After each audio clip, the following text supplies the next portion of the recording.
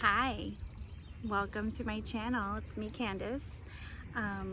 Happy full moon in Sagittarius. I brought Bella here to the beach, Miss Bella, to have a little sunset picnic and to bring in the full moon while Govinda was teaching this evening a teacher training. And I really want to get into the topic of relationships, and it's so perfect that that happened this way. I want to talk about sovereignty and being in a sovereign relationship, the difference between conditional love and unconditional love. And I use my relationships because in your life, like, that's how you do your work. What shows up in your life is what you need to move through. And I use my relationships as I move through darker energies into lighter energies, in hopes that whoever, if someone watching this is stuck in those particular energies themselves, it can help them work through the energies for themselves. So when I talk about anybody in my life, I am not pointing out, I'm not saying that they're bad or good or right or wrong, as I don't believe there is no right and there is no wrong. There is no good and there is no bad. There just is. And you're either moving through something, you're stuck in something, or you've moved past it. So, you know, what are you feeling and where are you? So, I'm having this moment of really just like, it's just gratitude, and for myself and for what I've worked through. You know, little things show up that could potentially be triggering, and when you recognize that at one point in your life they were triggering and now you're okay with it, it's nice to give yourself, you know, like a job well done, because you don't do that so often. In fact, a lot of people have a hard time even taking compliments. Miss Bella, chocolate's right here. Look, chocolate. Chocolate almonds. Chocolate. Drink. Let's not put... Oh. Picnic with a toddler. And attempting to make a video at the same time.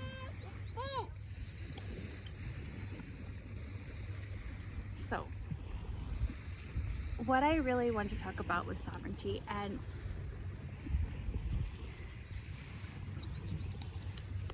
so we had a date night last night, and he sent me this message today that there's this peace and calmness within me that he really appreciates.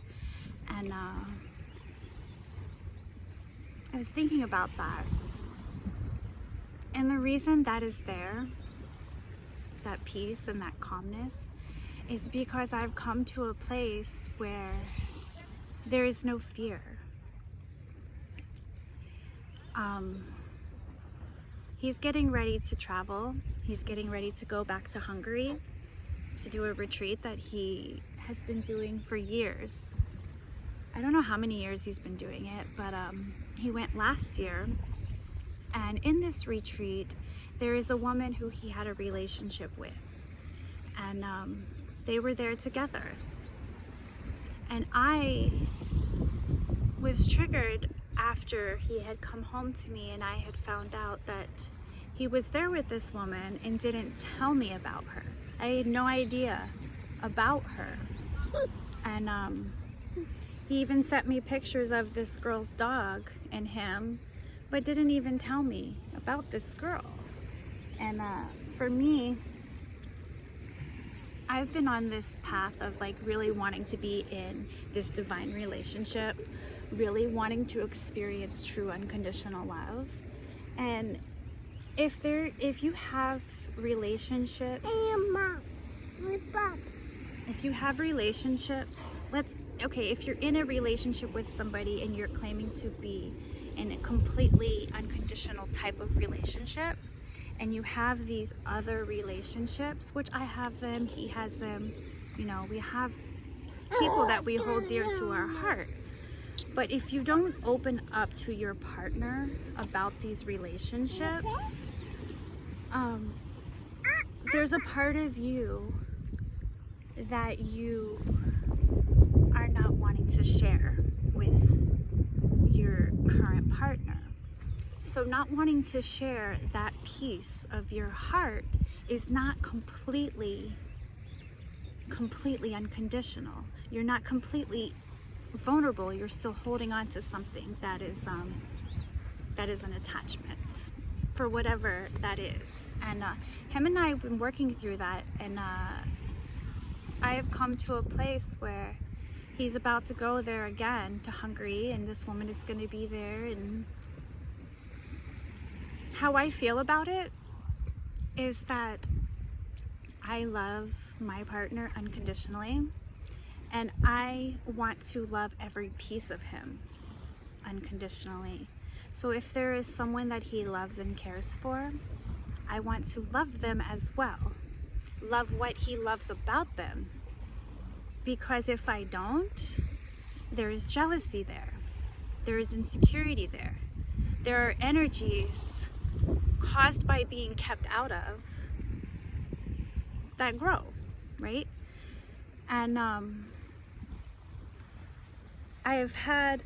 we worked through that. I worked through that, and I've come to a place where I'm so at peace with myself and our relationship and those things. And I think about our relationship. Is he going to be in my future? Maybe, maybe not. And the reason I'm so okay with that is because I've come to a place with myself where it is only about alignment for me. That is my only priority. Alignment with my higher self, alignment with my purpose, alignment with God, alignment with Source, truly walking my path. And if he were to go somewhere, even tonight, and meet somebody that he felt a strong connection for or with and wanted to pursue, I would want him to tell me that, because I would want to set him free. I would want to allow him to be in alignment with his highest timeline, because if I were to stop him from having these feelings, first of all, these feelings are telling me that he is not my highest timeline, which means that I'm preventing myself by holding on to something I'm afraid of letting go. I'm preventing myself from walking in my truth and being in my highest timeline, and that person who may be for me won't come because I'm holding on to something that I'm afraid to let go of. So I let go completely surrender, but be in the present moment. I love him and he loves me, and the future doesn't matter, because the only thing that matters is now.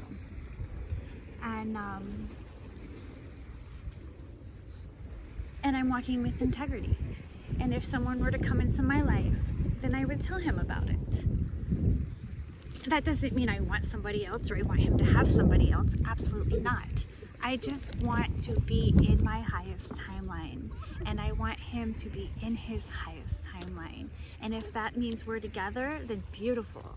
But if that means that there's someone else and I was supposed to learn something from him and he was supposed to learn something from me, then that's beautiful too. And it took a lot to get to this place. This place that I'm speaking about, it did not come easily. And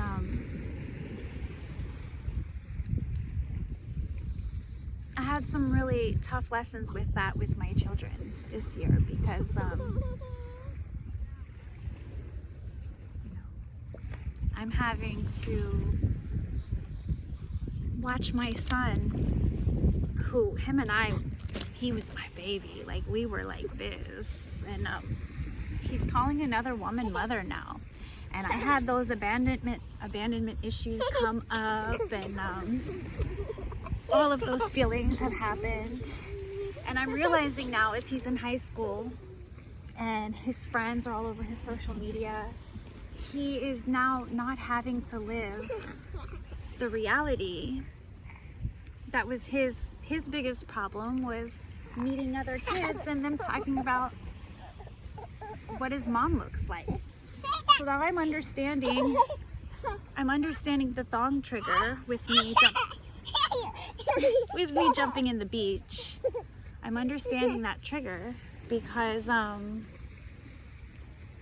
he doesn't have to worry about his friends thinking his mom is sexy, because he's not living that reality. And it hurts still. And it doesn't mean it's right, and it doesn't mean it's wrong. It just means that you can deny your truth for now. You can sell your soul for a little bit of clout for now. Do whatever you need to do. I'm gonna love you anyways. I'm gonna hold space for you. I'm gonna hold space for his higher self. And when he's ready, I'll be here. Because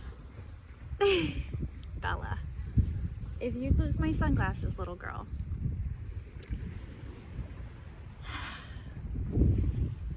there's a lot to this topic that I really want to go deeper and deeper and deeper into. I was just talking to my sister the other day, and she brought this up because she asked how Jacob was doing, and she said that him being with his dad, it made her a little nervous because what happened with my boys, they went to their dads and then, they completely changed. And I'm not even saying it's anybody's fault. It just happened.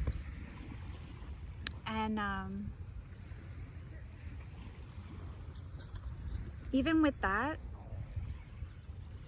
parenting from a sovereign place, understanding that your children are sovereign souls. They chose you as the vessel to come through them. They chose their parents to guide them. They chose the life lessons that they were going to work through themselves, because whatever happens in your childhood is what you carry into adulthood. So what my kids are working through, I trust that they chose that stuff. And I trust that I planted all the right seeds to blossom when it's time for them to blossom. And I let go of the control. And that's what it is with a lot of people who have children. You have to control because you don't want this to happen. You don't want that to happen. You want them to be raised this way and you want them to be raised that way. But as much as you want is control. So letting go of that control, allowing them to be souls that make their own decisions. It's been a really, really, really interesting lesson that I've been working through. And I'm curious to see where it goes because I'm still in it. But there have been major shifts this year, and I chose to stop watching what was happening in the 3D right in front of me. I don't care what they post on their Instagram accounts. I don't care what goes on in their worlds. I connect with their souls. I connect with their hearts. Every night before I go to bed, I send them love. And every morning when I wake up, I send them love. So, I'm not afraid. And that's really what I want to help people with. To get to that place where you're not afraid. Where you have complete faith. Where you completely are in alignment with your soul, with your higher self. And I need to give this little girl the attention she's desperately craving for at this moment. And I'm going to end this, but yeah. Say bye-bye. Bye-bye. Bye-bye. Can I have a kiss? Can they have a kiss? Have a beautiful day.